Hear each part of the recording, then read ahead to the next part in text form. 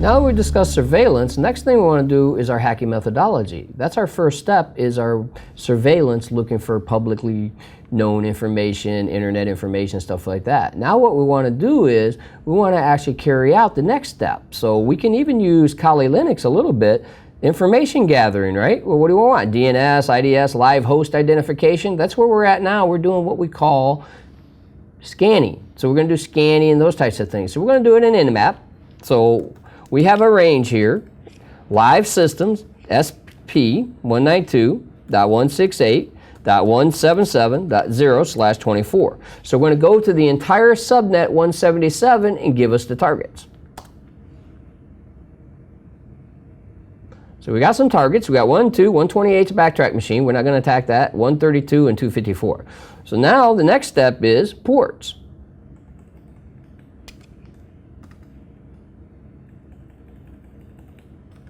And we just changed this to 1, 2, 132, 254. Now this take a little bit longer because we're running now a scan looking for ports. Now there's 65,536 ports, 0 through 65,535. What Nmap's going to do is only scan 1,000 of them of the well-named ports. All right, and as you go, when we look here, we have some information of interest. So if we scroll up, we can see there's some ports opening on the machine. Now services we already talked about in a demo. So what I'm going to do is I'm going to go to what we call the everything scan. So the -A. Now, since it is the -A, it will take more time. So we're going to use the time capability of Nmap and speed it up and say go faster than normal. So it doesn't sit there and wait forever when it does its scanning. So what's important to note from a standpoint of our red teaming is we're looking for ports, services, and then what's running on those services. Now with Nmap, what they have with the uppercase A option is they will run scripting engines and all kinds of cool additional benefits for us. So as it's running here, it's now doing more. Remember, to get a live update, I just hit the space bar. And the space bar will come back and tell me where it's at and the percentage of being done and those types of things. So what Nmap does again is it connects, and if you may recall, it connects with a SYN packet, a synchronize, and looks for a synchronized ACK. So a SYN ACK coming back is how it knows if the port's open or not. If it's a reset, then the port's closed. And that's kind of what it's doing here as it does its scan. And we just wait. Pen testing is a lot of waiting. Waiting for the targets to give us the information we need to footprint, enumerate, do all the steps we talked about. And the -A we use kind of to do our enumeration. Now that the scan is completed, we see that all ports are filtered on this box. That's not going to probably be a good target.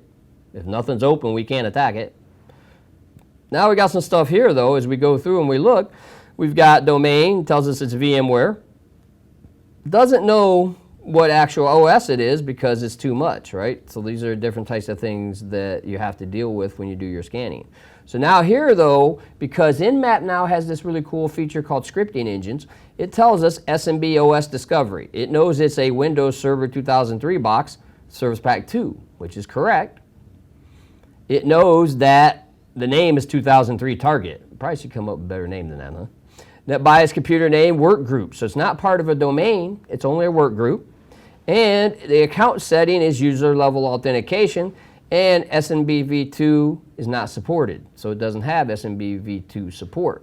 So we found all that information out just from following our hacking methodology and our process. Now, what's the next step? Well, what we would do from here is we would start looking for vulnerabilities. We can use a vulnerability scanner for that, which, we've discussed the vulnerability scanners and things like that.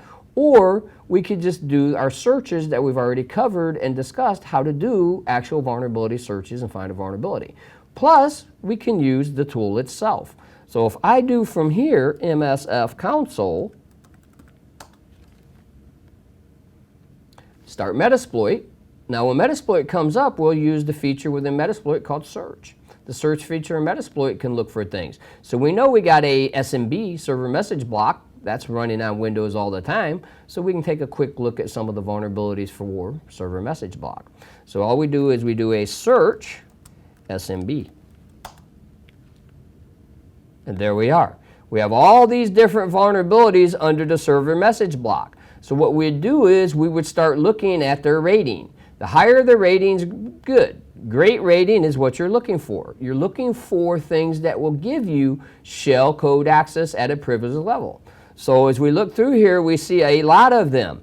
There have been a lot of SMB vulnerabilities in Windows, right? So this is a snort vulnerability, Novell, Apple Safari, Sun Java, you name it, we've got it. There's a vulnerability in there. So what we would do is we would go and look at some of these in an attempt to link this exploit to these vulnerabilities. These vulnerabilities listed here have an exploit already located in the Metasploit Toolkit, which is why that makes it a very powerful toolkit that we can use in our hacking methodology. And this is the process. Once we go through these scans, we do all our scanning, we do our information gathering, we identify the OS, the operating system, we look at what the actual environment's running, we lab it up. We put it in our lab, we start practicing to see what works. Once we know what works, we continue on and attempt exploitation. As a red team, we usually have exploitation as part of our scope of work, and we just start running through this until we find an exploit that works. And this concludes the lab on the hacking methodology.